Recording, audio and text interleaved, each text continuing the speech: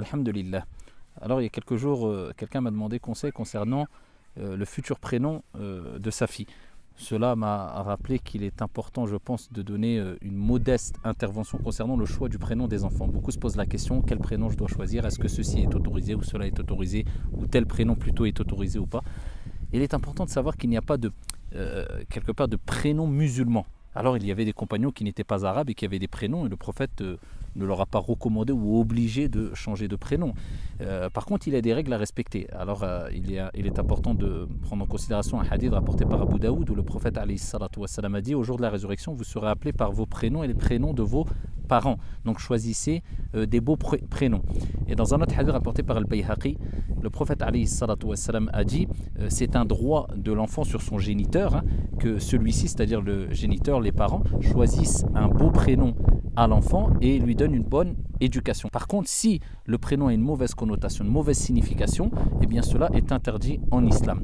Après, il est important de choisir des prénoms qui ont une bonne signification, qui peuvent pousser l'enfant à être motivé, etc. Car on sait que l'être humain, quand on le rabaisse, ou on ne cesse de répéter quelque chose ou un terme qui va rabaisser la personne, cela va être mauvais et va influencer la personne à baisser les bras ou alors à tendre vers le défaitisme, etc. Donc c'est bien de donner un prénom qui ait une bonne connotation, alors qui renvoie vers les compagnons du prophète par exemple, ou les prophètes de façon générale, ou le prophète Mohammed alayhi salatu wassalam, ou alors des prénoms que le prophète a considérés, comme il le relatait dans Sahih Muslim, comme étant les meilleurs des prénoms, les prénoms les plus aimés par Allah, comme Abdullah et Abdurrahman. Autrement, pour les hommes et les femmes, choisissez le prénom que vous souhaitez. Il est meilleur de choisir un prénom, bien sûr, comme je vous ai dit précédemment, qui renvoie vers une belle signification, une bonne signification, même si le prénom n'est pas à la mode. Il ne faut surtout pas mettre en priorité un prénom qui est à la mode.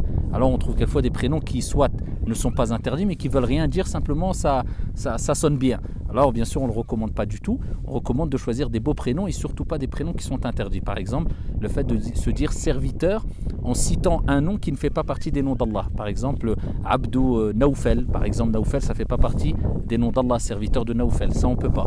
Ou alors s'appeler Al-Aziz. Al-Aziz, le puissant c'est Allah. Mais par contre s'appeler Aziz ou Abdul Aziz, ça c'est autorisé.